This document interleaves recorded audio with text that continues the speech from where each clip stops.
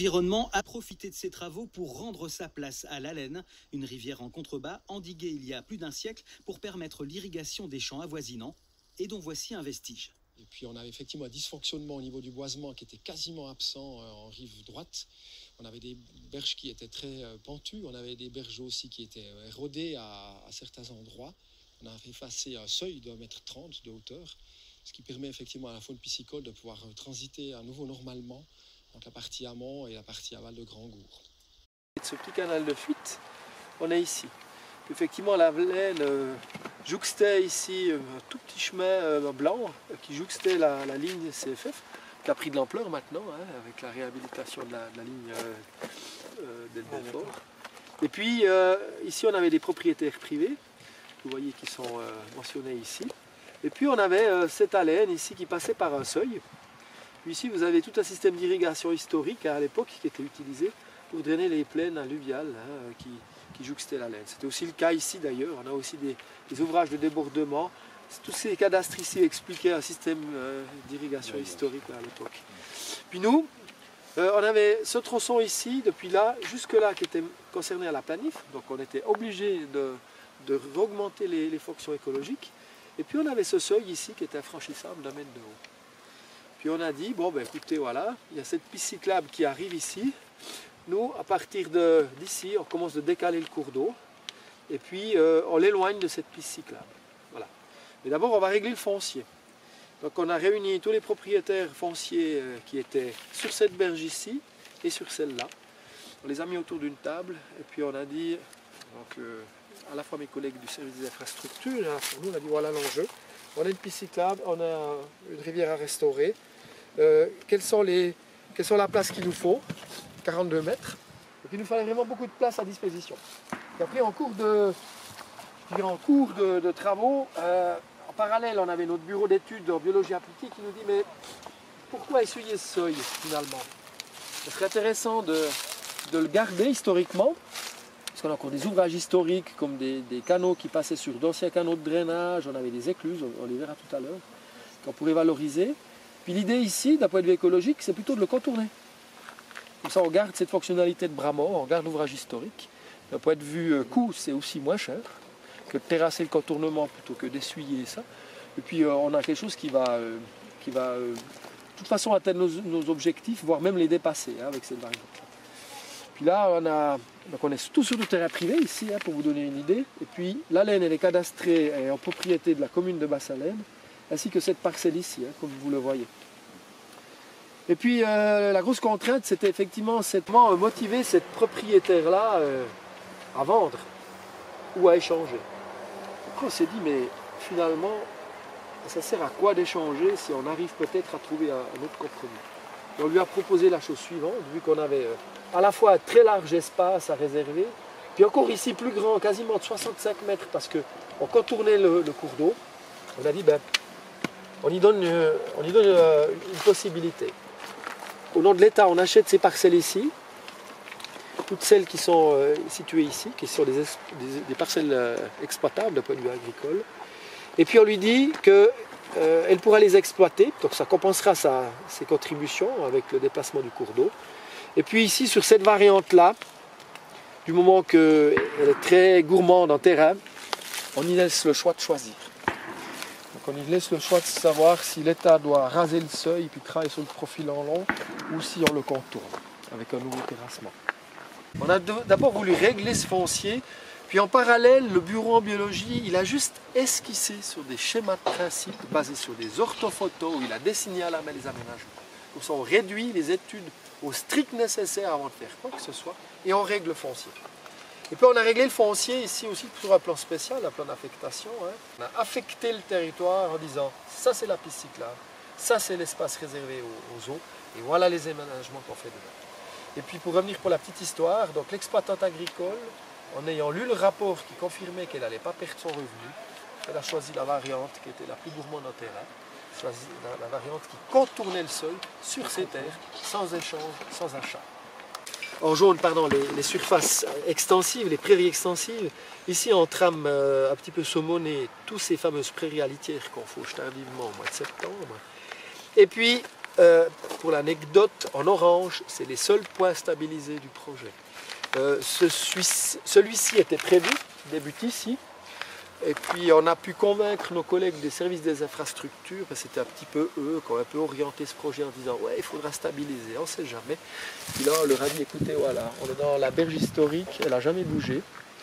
Maintenant on travaille sur le profil en long, on a descendu de quasiment à 10 mètres le niveau d'eau, à cet endroit-là. On a probablement un petit peu plus de vitesse, certes, mais on a surtout une largeur, vous voyez là ça c'était l'ancien pied du lit, hein, que vous voyez encore, le reliquat. On a surtout une largeur ici qui est doublée.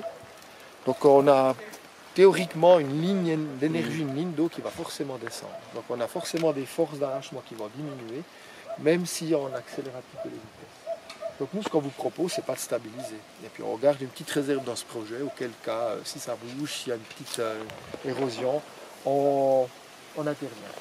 Parce qu'il était prévu de déverser 200 mètres cubes de matériaux ici puis de déstabiliser, hein. Ça aurait été dommage. Et puis on s'est juste permis de créer cette petite épi ici pour s'assurer, et c'est tout. Ouais.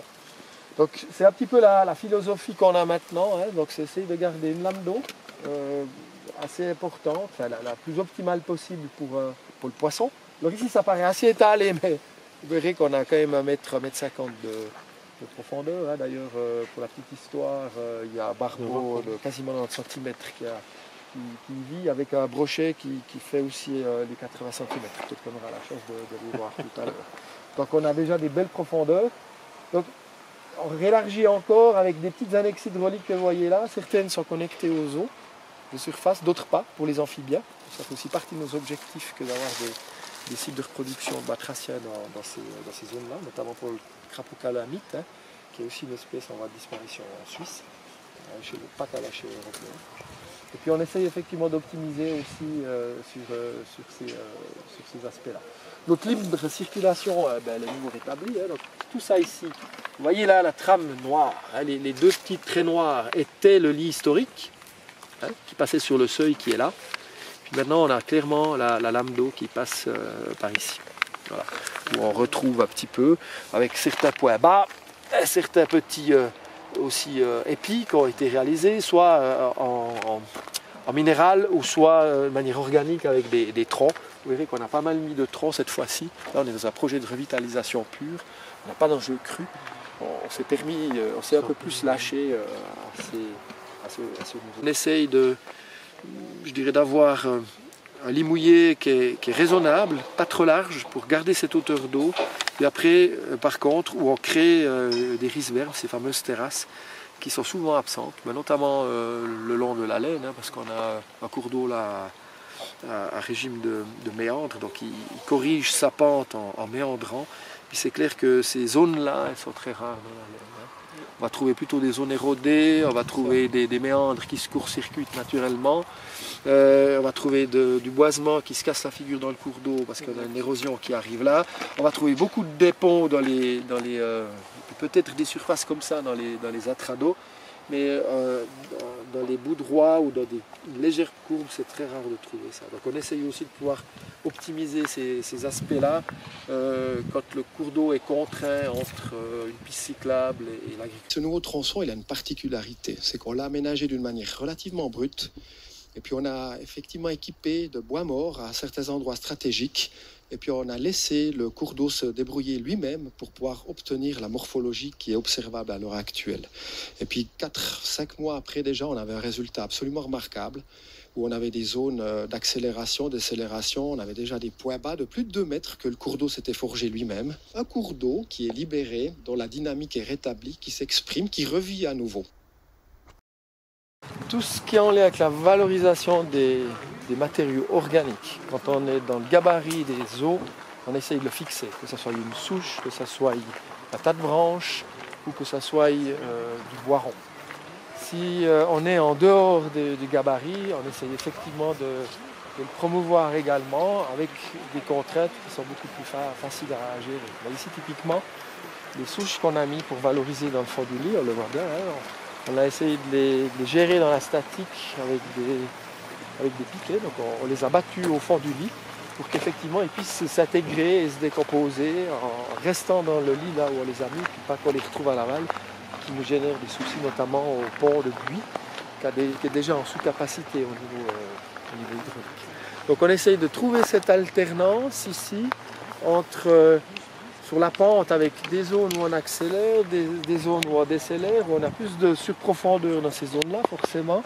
Et puis d'avoir au niveau morphologique des souches, aussi des petites tailles de moellons calcaires qui permettent, quand ils sont mis en quinconce ou l'un sur l'autre, d'obtenir des caches pour ces poissons.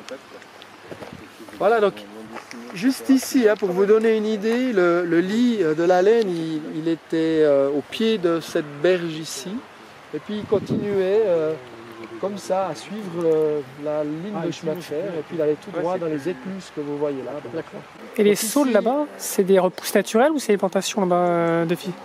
Tout ce qu'on voit en rive droite là, Ouais. c'est des lignes planchons. Ça D'accord. fait partie des lignes oranges qui sont stabilisées. D'accord. Parce que en prenant cette décision là, je sais, j'ai pas calculé en mètres carrés, mais ça se chiffre en plusieurs centaines, voire probablement plus de milliers de mètres carrés, qu'il a mis à disposition du cours d'eau. On ne pouvait pas se permettre qu'il y ait encore de l'érosion quand il y a encore plus. Non, il faut quand même qu'on lui donne certaines garanties. Alors on a dit de ce côté-là, ok, on choisit cette variante-là, puis sa question c'était, ouais, mais dans 3 ans j'aurai encore plus de terrain qui va être rongé, puis on a dit non, on va mettre un petit lit de plançon au fond avec un petit coco. Et là, les 3 mètres en fait restent obligatoires de non-culture en bord de rivière? Alors, on a plus que ça depuis le haut de berge. L'espace réservé aux eaux, il s'étend encore à 6 mètres au-delà du sommet de berge. D'accord. Ça, c'est ce qui est réservé pour la laine.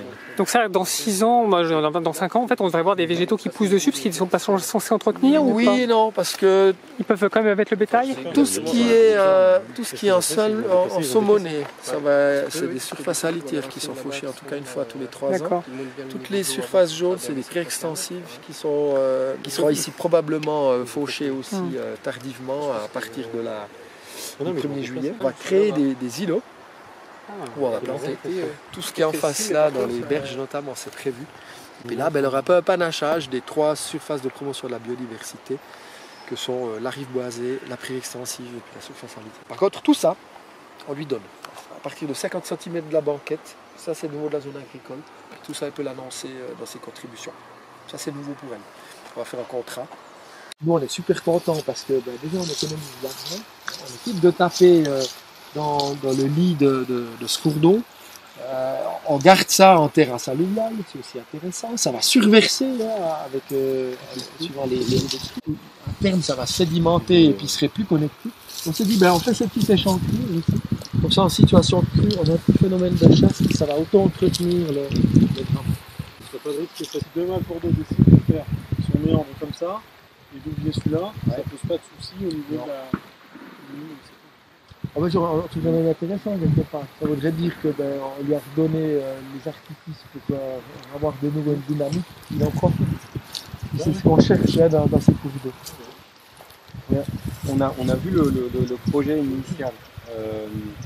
Et en fait, on voit toutes ces petites choses, elles n'étaient pas prévues. C'est peut-être moi qui ai mal compris. Elles ont été faites à la faveur d'une réflexion continue. C'est ça, on a ça un petit peu sur les projets français, mais c'est pas si fréquent. On a ça sur des projets du PNR. Voilà. Là, je veux dire, c'est voulu. C'est voulu. Ouais. Nous, on s'arrête. Laisser la possibilité. Oui, alors ça oui, mais j'attends dans le degré d'exactitude des plans, c'était ta question. Ouais, c'est un peu nous, on ça, s'arrête quoi. aux lignes de berge, ce qui est en lien avec les terrassements et les soumissions. Parce qu'on veut pas de surprise, puis si on en a, on veut qu'elles soient. Ouais, Donc on veut maîtriser ces aspects-là au niveau des volumes qui sont en jeu. Les détails comme ça, on les inscrit jamais dans notre décalage entre la mise en œuvre. On ne construit pas une maison et une autoroute quand on aménage des zones. On n'est pas dans une précision centimétrique ou millimétrique. Donc on s'est dit, on lève le curseur, on va un petit peu moins dans le détail, ça nous permettra d'économiser dans la phase étude. Et cet argent qu'on économise là, on le met dans le suivi.